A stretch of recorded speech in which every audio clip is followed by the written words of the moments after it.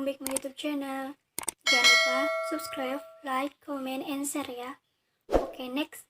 Kita lanjutin ya ceritanya. Bab 8. Kembalinya Aurel. Keesokan harinya. Seperti biasa, Naya saat ini tengah membersihkan halaman rumahnya. Naya menyapu halaman rumah yang banyak diguguri oleh dedaunan kering, diikuti nyanyian yang ia buat sendiri. Gadis itu tidak mengetahui apapun yang ada di sekitarnya. Meskipun rumah sendiri, namun ia tidak tahu akan ada CCTV yang terpasang di depan rumah. CCTV itu menampakkan kegiatan Naya yang saat ini tengah menyapu halaman. Dan ada seseorang yang melihat kegiatan Naya dari layar laptop miliknya. Hanya sang kakaklah yang tahu bahwa di depan rumahnya ada CCTV, tapi tidak dengan sang adik. CCTV itu dipasang sewaktu Naya pergi ke bar untuk bekerja, dan yang memasang CCTV itu adalah orang suruhan Daniel. Daniel melihat calon istrinya yang tengah menyapu itu. Wajahnya begitu senang. Apalagi malam tadi, ia mendapatkan mimpi yang begitu indah baginya. "Selamat pagi sayang," sapa Daniel melalui layar laptopnya. Daniel saat ini tengah berada di meja makan. Beberapa pelayan tidak sengaja melihat kelakuan tuannya seperti itu. Rumah yang dulunya sepi, kini menjadi ramai dengan banyaknya pelayan serta penjaga. Daniel tidak peduli dengan keadaan sekitar. Yang terpenting, ia bisa melihat calon istrinya itu. "Sarapan pagiku sangat lengkap kali ini, apalagi nanti." Daniel membayangkan jika Naya sudah menjadi istrinya nanti. Daniel senyum-senyum sendiri, seraya memandang layar laptopnya. Pria itu tidak menyadari kalau ada satu wanita yang memperhatikannya. Wanita itu tersenyum senang saat melihat Daniel tersenyum. Ia pun mendekati Daniel. "Sepertinya kakak sangat bahagia hari ini," tegurnya, diiringi kekehan pelan. Daniel yang tadi fokus melihat layar laptopnya, ia beralih ke arah wanita itu. Daniel tersenyum, namun senyumannya tidak seperti ia tersenyum kepada Naya. Tentu saja," sahut Daniel datar. Wanita itu terpesona dengan ketampanan yang dimiliki oleh Daniel. Jantungnya berdebar-debar. "Apa kabar kakak?" tanyanya. Wanita itu tidak melihat apa yang ada di layar laptop Daniel. Jika ia melihat, mungkin reaksinya tidak seperti sekarang. "Sangat baik. Bagaimana denganmu?" Daniel menutup laptopnya itu. "Biasa-biasa saja kak, tidak ada yang baik." Wanita itu memelas. Ia melipat kedua tangannya di atas meja, seraya menepang dagunya. Daniel mengeritkan dahinya heran. Namun, ia tidak menanggapi terlalu serius keluhan wanita di hadapannya.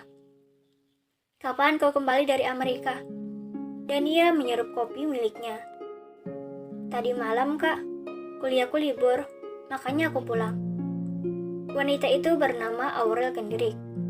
Ia adalah adik angkat Daniel yang diangkat anak oleh ayahnya 10 tahun yang lalu. Meskipun sudah lama, namun Daniel tidak terlalu menyukai Aurel. Semenjak ayah Daniel meninggal, Aurel dipindahkan ke Amerika oleh Daniel. Karena Daniel tidak suka jika Aurel mengganggu urusannya seperti dulu. Aurel berumur 19 tahun. Ia kuliah jurusan kedokteran di Amerika. Daniel bukanlah kakak angkat bagi Aurel, tetapi kekasih. Aurel begitu menyukai Daniel, namun ia selalu menutupinya. Di balik wajah polos wanita itu ada satu rahasia, serta kebohongan yang besar ia simpan dengan rapat. Saat dirinya dikirim ke Amerika, ia begitu tidak senang karena akan berpisah dengan Daniel. Namun, apalah daya jika Daniel sendiri yang mengirimnya ke sana. "Kapan kau kembali?" Daniel begitu tidak senang kalau wanita di hadapannya akan tinggal cukup lama dengannya. Jika tidak karena ayahnya begitu menyayangi Aurel dan menitipkan kepadanya, mungkin Aurel sudah ia musnahkan di muka bumi. Mungkin 1 bulan lagi, Kak. Ada apa? Itu kebohongan. Yang jelas-jelas ia harus kembali minggu depan. Tentu saja Aurel tidak ingin kembali ke Amerika. Ia hanya ingin berdekatan dengan Daniel. Baiklah, kau akan tinggal di apartemen milikku untuk sementara, ucap Daniel. Makanlah dulu, baru pergi ke apartemen, sambung Daniel. Daniel segera beranjak dari duduknya. Ia langsung pergi, meninggalkan Aurel sendirian di meja makan.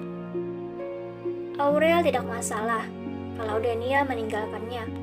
Yang terpenting, Daniel mempercayai kebohongannya barusan. Sebab Daniel tidak pernah mengurusi kuliahnya di Amerika. Akan kusikirkan wanita manapun yang mendekatimu, kakak tersayang. Batin Aurel, ia tersenyum licik. Sementara di tempat lain, Naya tengah bersiap-siap untuk pergi ke kafe tempatnya bekerja. Salah satu teman kerja tengah menunggunya di halaman rumah. Ia sedang duduk di atas motornya. Naya sedikit terkejut saat teman kerja itu ke rumah untuk menjemputnya. Tidak seperti biasanya. Itu semua tentu saja ada hubungannya dengan bernama Daniel. Bahkan motor yang akan mereka kendarai adalah motor dari pria tersebut. Sudah siap? Ayo, ujar Naya. Teman Naya bernama Camilla yang biasa dipanggil Mila. Keduanya sudah berada di atas motor. Motor itu melaju dengan kecepatan sedang, meninggalkan halaman rumah Naya. Satria yang menyaksikan itu hanya bergeleng kepala. Secita itukah kau, Tuan, kepada adikku? Gumam Satria. Hari semakin siang. Kafe tempat Naya semakin ramai pengunjung. Namun, keadaan di dalam kafe itu tiba-tiba menjadi tegang karena ulah seorang wanita. Apa kau tidak punya mata? Bentak dengan suara tinggi. Maaf Nona, ini bukan salah saya, tapi Andalah yang sengaja membuat saya jatuh sehingga saya menumpahkan kopi ke baju Anda, sahutnya membela diri sendiri. Wanita itu sangat marah karena pelayan itu malah menyalahkan dirinya balik. Lancang sekali kau menuduhku, dasar pelayan rendah. Bak. Wanita itu langsung menampar pelayan tersebut dengan begitu kasar. Sampai-sampai tubuh pelayan itu terhuyung ke belakang. Untunglah ada Naya yang baru saja tiba di tempat perkelahian itu. Ia langsung membantu teman kerjanya. Ada apa ini? Tanya Naya. Ia menatap ke arah wanita kaya yang sombong itu. Pelayan rendah itu sudah menumpahkan kopi ke baju gue. Cepat ganti rugi. Benar begitu, Ma? Tanya Naya kepada teman kerjanya.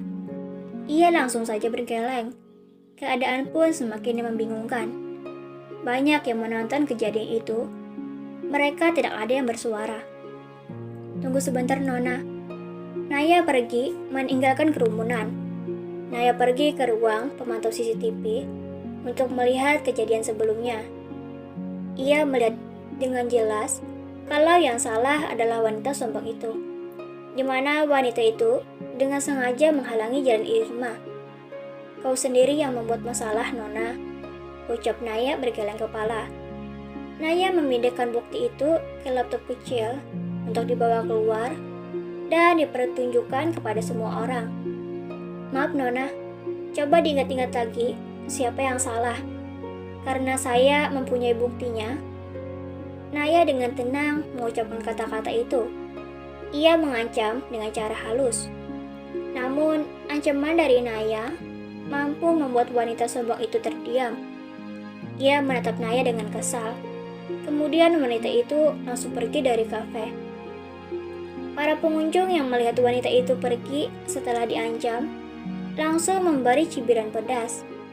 Dan mereka kagum dengan Naya yang bertindak dengan tenang namun memuaskan. Irma yang nyatanya tidak bersalah langsung memeluk Naya. Terima kasih, Nay.